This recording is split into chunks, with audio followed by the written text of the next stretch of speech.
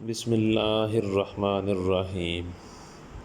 حضرت مفتی محمد حسن امرتسری رحمۃ اللہ علیہ نے ایسی عجیب بات لکھی کہ پڑھ کر دل خوش ہو گیا۔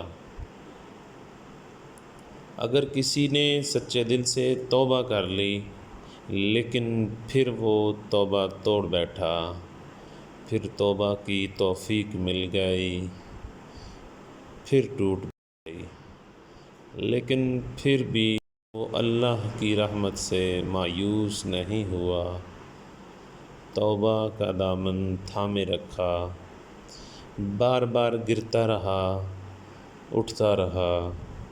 یہ گر کر اٹھنا بھی اسے قیامت والے دن توبہ پر استقامت والوں میں شمار کروائے گا، کیونکہ اس نے کوشش جاری رکھی، حوصلہ نہیں ہارا۔